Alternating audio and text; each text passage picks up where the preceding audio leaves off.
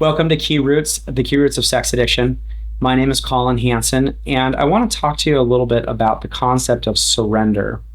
You see, today I was talking with a couple, and the concept came up. And what I have found is this word surrender can be pretty confusing to most people when they're first introduced to it.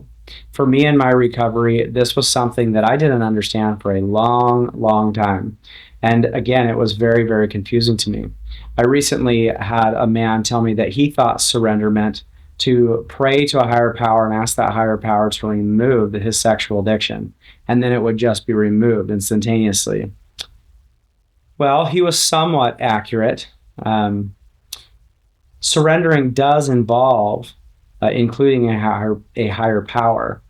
And the first step in surrender is to reach out to a higher power and ask for help. But let's continue the process continue discussing this, because if that's all you do, you might wind up like me and how I turned out years ago when I was trying to surrender in that method. You see, when I used to ask God to remove my addiction from me, that's as far as I went, and I waited for him to remove it, and that higher power never removed my addiction, at least not how I thought it would happen. And then I got resentful, and I moved away from my higher power because I believed my higher power was not answering my prayers. Well, the reason they weren't being answered is because I didn't understand the word surrender. There is more to this process than just turning to a higher power and asking for help and expecting results. You see, there's three more steps. One, or the first step following reaching out to your higher power, is reaching out to someone else in recovery. That's a requirement in surrender. We reach out to someone who is sober and has been sober for a lot of time, usually, and we ask for help. In that moment, that person that we're reaching out to usually gives some guidance, and at that point, we follow that guidance. The next step would be, if we need to make amends, if we've done something wrong, we correct what we've done wrong. That's also a requirement. But not every time that we need to surrender do we have to make amends, because sometimes we're not doing anything wrong towards someone else. Now, the fourth step here is, once we've talked to God, or invited God into our lives and to help us in a particular instance of difficulty, then we call someone else who's been in sobriety, who's been in recovery and is sober, and we ask for help. They give it to us. We follow through. Then, remember, we make amends if we need to.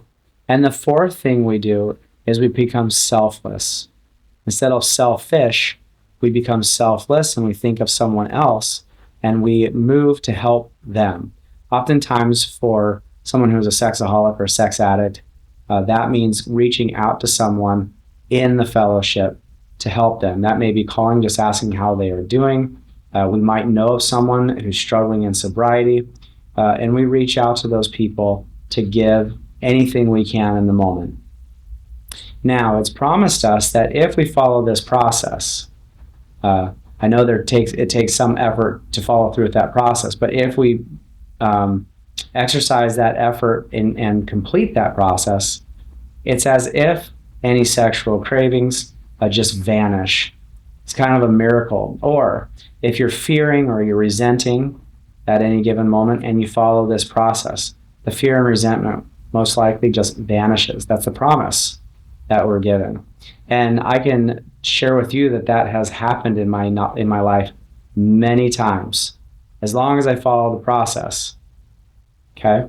So in order to surrender, something that I learned is we have to have what they call a spiritual experience, or a change of attitude. And simply what that means is that we're willing to follow this four-step process. And when we do, we will gain success. But we have to be willing to follow the process. Now, in the conversation that I was having earlier today with that same couple, we talked about the difference between fighting the addiction and surrendering. Now, I didn't understand the difference here either. And now I do. And how I would explain that is, when we're fighting in the addiction, we stay in our own head and we listen to ourselves. We do not reach out to a higher power. We don't reach out to anybody else. We don't make amends, and we don't move on selflessness. We don't go to help anybody else. We just stay in our own heads. That's fighting the addiction. Surrendering would be following the 4-step process as I just described. And when you do that, you will find success.